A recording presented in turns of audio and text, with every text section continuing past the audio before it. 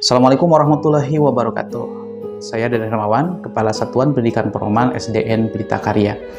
Di antara hal urgen atau hal yang krusial dalam pengelolaan pendidikan di satuan pendidikan yaitu adalah tentang bagaimana sekolah mengelola tentang keuangan, terutama untuk sekolah-sekolah yang berstatus negeri. Di mana sekolah status negeri ini adalah sekolah-sekolah yang dibiayai proses pendidikannya menggunakan dana bantuan operasional sekolah atau kita kenal dengan dana BOS. Di SDN Pelita Karya, penggunaan dana BOS ini menjadi satu-satunya sumber aset finansial sekolah yang berupa uang yang kami coba gunakan dengan semaksimal mungkin agar memberikan manfaat untuk anak-anak dan sekolah. Di SDN Pelita Karya, pengelolaan uang BOS dimulai dari perencanaan kegiatan dan perencanaan program yang akan dilaksanakan. Jadi di awal tahun, sekolah kami mengadakan analisa tentang bagaimana kondisi sekolah. Mulai dari kami menganalisa rapot mutu sekolah atau rapot sekolah yang di situ sudah menggambarkan tentang kondisi sekolah hari ini. Kemudian kami pun mengadakan uji persepsi dari orang tua siswa, di mana uji persepsi ini adalah untuk menggali apa harapan, mimpi, dan bagaimana pandangan orang tua, pandangan terhadap sekolah di masa yang sudah terlewat, masa lalu, dan harapan mereka terhadap sekolah, guru, kemudian penjaga sekolah, dan semua stakeholder yang ada di sekolah. Nah, dari sana kita akan mendapatkan gambaran yang utuh tentang bagaimana kondisi sekolah hari ini, kemudian apa mimpi kita dan apa yang harus dilakukan. Dari situ kita akan membawa hasil analisa ini ke dalam rapat kerja sekolah. Di awal tahun, sekolah kami mengadakan rapat kerja sekolah yang itu bisa berlangsung 1, 2, atau bahkan sampai 3 hari, di mana guru, kemudian kepala sekolah, kemudian orang tua itu akan merancang program yang akan dilaksanakan oleh sekolah berbasis data tentang kondisi sekolah sebelumnya dan mimpi kita yang ingin dilaksanakan. Dari sini kita akan mendapatkan gambaran real tentang apa yang harus sekolah lakukan dalam kurun waktu setahun ke depan sesuai dengan tahun anggaran pembiayaan dana BOS. Kemudian berapa anggaran yang kita butuhkan, apa yang akan jadi prioritas kita dalam melaksanakan program tersebut. Dari sana kemudian kita akan mendapatkan salah satu rangkaian program sekolah yang itu kemudian kami tuangkan dalam bentuk kalender pendidikan SD Pelita Karya.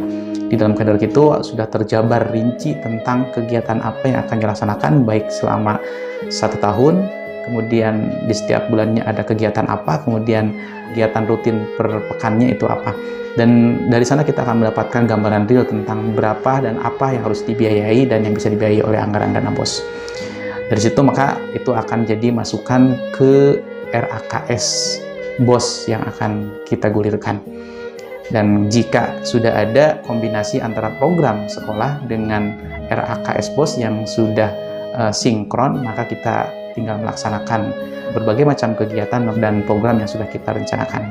Untuk menjaga transparansi penggunaan dana BOS, maka di setiap 1 bulan sekali kami mengadakan rapat koordinasi. Baiklah Bapak Ibu semuanya, pada rapat koordinasi kali ini setelah tadi kita membahas tentang evaluasi kegiatan yang sudah kita lakukan pada bulan Oktober, berikutnya kita akan membahas tentang transparansi penggunaan dana BOS, baik dilihat dari sisi rencana anggaran di bulan ini dan bulan ke depan, begitupun laporan penggunaannya.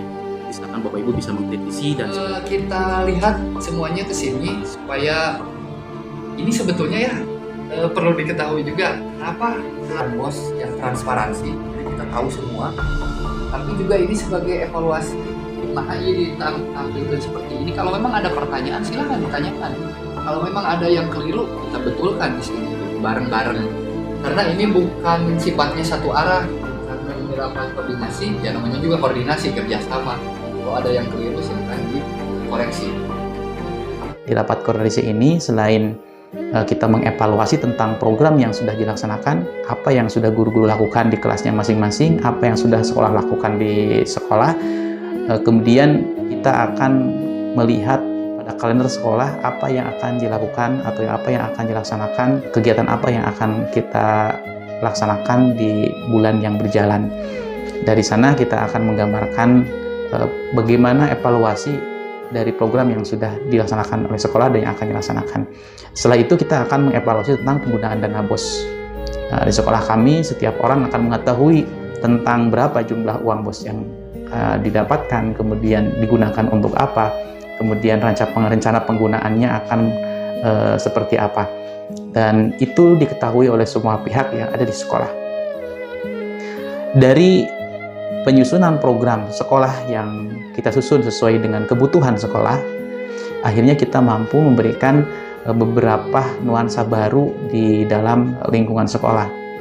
Kami bisa memperbaiki beberapa bagian gedung sekolah yang rusak, menggunakan anggaran pemeliharaan sarana dan prasarana. Kemudian kami dapat membeli beberapa fasilitas yang memang dimasukkan ke dalam RAKS dan sudah direncanakan sebelumnya, dan kami bisa melaksanakan banyak sekali kegiatan-kegiatan yang itu sangat bermanfaat untuk siswa. Dan dari sana juga, dari apa yang kami lakukan, maka akhirnya orang tua memberikan apresiasi kepada sekolah dengan memberikan bantuan baik berupa fisik maupun bantuan berupa dukungan program yang sekolah laksanakan. Maka di sekolah kami sudah tidak menjadi hal yang aneh ketika melihat orang tua banyak berkolaborasi dengan guru di sekolah, kemudian mereka juga kadang berjibaku untuk membantu baik dari sisi finansial maupun dari sisi kegiatan, baik berupa barang dan sebagainya. Uang BOS yang kita dapatkan di sekolah ini adalah cukup untuk melaksanakan kegiatan dan hal-hal yang ada di sekolah kita, walaupun memang tidak berlebih. Cara saya untuk mengantisipasi beberapa hal yang harus dibiayai namun tidak dapat di-cover oleh uang BOS, maka saya membangun kerjasama dengan berbagai macam pihak. Saya mendatangi beberapa instansi yang di situ ada program-program yang bisa membantu program sekolah tanpa harus kita mengeluarkan biaya. Seperti itu. Contohnya karena kami ada di pinggir jalan, saya datang ke Dinas Perhubungan, kemudian saya mengajukan beberapa sarana yang bisa membantu untuk memberikan pengamanan anak-anak di pinggir jalan. Itu tidak harus dibayar, tidak harus dibeli, dan kalau itu kita beli juga lumayan cukup besar anggarannya. Begitupun program-program yang lain, kita bisa mengadakan program yang itu menghadirkan orang lain tapi tanpa harus mengeluarkan biaya. Contohnya di sekolah kami itu ada kegiatan rutin ekstrakurikuler pramuka yang kami kerjasama dengan pihak Pusdik Ajen, dan dari kerjasama itu akhirnya anak-anak kami mendapatkan bimbingan pelatihan dari anggota Pusdik Ajen dan tidak harus dibayar.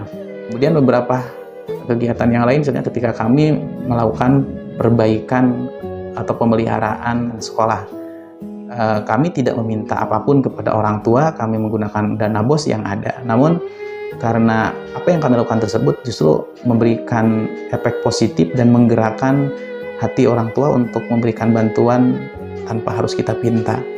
Mereka memberikan bantuan sukarela, baik berbentuk tenaga maupun berbentuk beberapa barang yang itu sangat membantu pada proses pembangunan sekolah. Hari ini setelah saya mengelola uang BOS selama 8 bulan, banyak hal yang bisa saya lakukan di sekolah.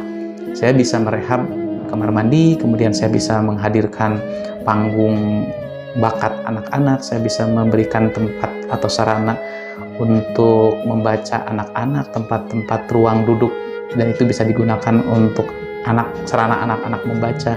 Saya bisa mempercantik tampilan sekolah, saya bisa memperindah ruang guru, kemudian kami pun bisa memberikan warna lain di ruang-ruang kelas sehingga ruang kelas bisa terlihat lebih rapi dan lebih nyaman ditempati oleh anak-anak. Kemudian transparansi yang kami jalankan di sekolah itu membangun iklim yang positif terhadap kinerja para guru. Mau diakui atau tidak, masalah uang BOS ini kadang menjadi hal yang melahirkan gap antara kepala sekolah dengan guru-guru. Dan dengan transparansi itu, maka kita sama-sama mengetahui kondisi sekolah dari sisi finansial, sehingga motivasi kerja guru, kemudian relasi hubungan atau relasi baik antar guru dengan pimpinan juga lebih baik, dan itu meningkatkan kualitas interaksi, kualitas kolaborasi, dan akhirnya meningkatkan kualitas sekolah itu sendiri. Mudah-mudahan kami ke depan bisa memberikan layanan yang terbaik dengan memanfaatkan uang BOS yang kami terima. Dan hal yang perlu saya sampaikan bahwa ketika saya dilantik menjadi kepala sekolah, saya berjanji pada diri saya sendiri ingin membuktikan cukup atau tidak uang bos itu untuk mengelola sekolah. Sehingga saya berjanji untuk 2 tahun dari saya dilantik, saya tidak akan mengajukan bantuan dana kemanapun untuk sekolah ini. Sekolah yang ini akan kami bangun menggunakan uang bos. Dan kami ingin lihat mampu tidak uang bos untuk mengelola sekolah. Karena yakin kami mampu. Assalamualaikum warahmatullahi wabarakatuh.